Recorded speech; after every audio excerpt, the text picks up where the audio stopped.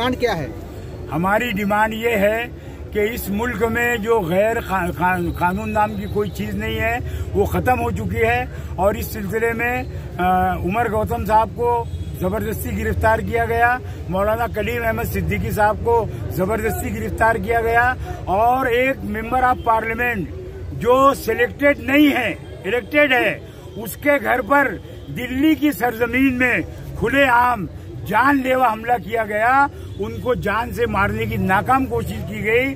हमारी गुजारिश ये है, हम बहुत ही अमन और सुकून के साथ अभी डिमांड कर रहे हैं कि इनके खिलाफ एक्शन लिया जाए। उमर गौतम साहब और कलीम अहमद सिद्दीकी को बगैर किसी शर्त के वो रिलीज किया जाए और इनको छोड़ा जाए।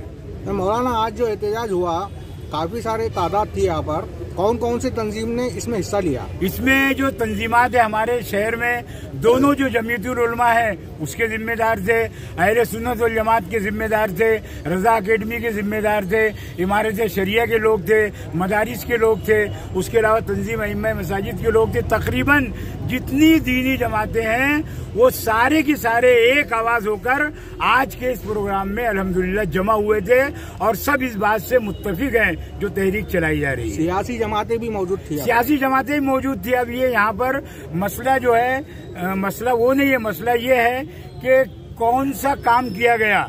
2 लोगों को गिरफ्तार किया गया और एक मेंबर ऑफ पार्लियामेंट के घर पर जानलेवा हमला किया गया। सारी सियासी जमातों के जिम्मेदार भी अल्हम्दुलिल्लाह यहाँ मौजूद थे, और इसके अलावा गैर मुस्लिम बिरादरान वतन जो अमन पसंद है वो भी मौजूद थे। अगर आपकी डिमांड पूरी नहीं होती तो अगला कदम क्या है? अगर हमारी डिमांड पूरी नहीं हुई, हम देखेंगे, और ये जितनी जमातों के जिम्मेदारान हैं, इंशाअल्लाह इनसे मशवरे के बाद हम कानून के दायरे में रहते हुए सख्त कदम भी उठा सकते हैं। इज्जतमाब शख्सियत जो मुसलमानों के रहनुमा है, कलीम सिद्दीकी साहब को उत्तर प्रदेश की पुलिस ये कहकर उनकी गिरफ्तारी कर लेती है कि मौलाना साहब जो है वो धर्म परिवर्तन का काम कर रहे हैं। इस मुल्क के अंदर पिछले 70 सालों से ये हमारा अपना मुल्क है। अब 70 सालों के अंदर कोई सरकार ये बता दे, कोई एक एग्जाम्पल कि जहाँ पर जोर ज़बरदस्ती करके किसी का धर्म परिवर्तन मुसलमानों की तरफ से किया गया है। लेकिन एक बात आप अच्छी तरह से जानते हैं कि उत्तर प्रदेश में चुनाव आने वाले हैं।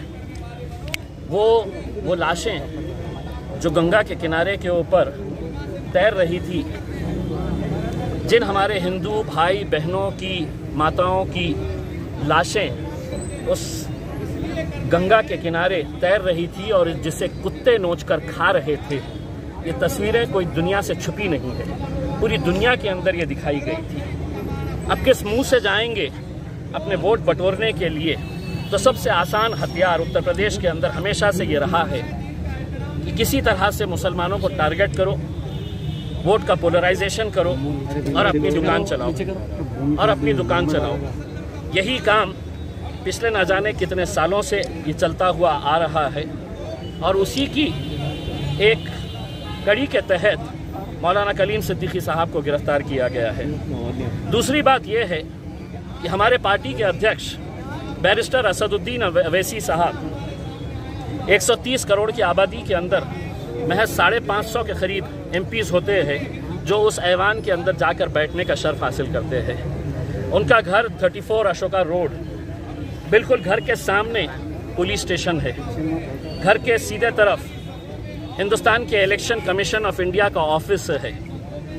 पूरे मुल्क का सबसे हाई सिक्योरिटी एरिया पूरे मुल्क का तो पार्लियामेंट के अतराफ जहां MPs को रहने के लिए दिया जाता है, वहां पर दिन दहाड़े 15 लड़के आते हैं जो अपने आप को हिंदू सेना के कार्यकर्ता बताते हैं, हाथों में हथियार लेकर, और उनकी हिम्मत और जुर्रत देखिएगा कि पूरी चीज़ों को वो वीडियो रिकॉर्ड करते हैं। असद साहब के घर के ऊपर हमला किया जाता है।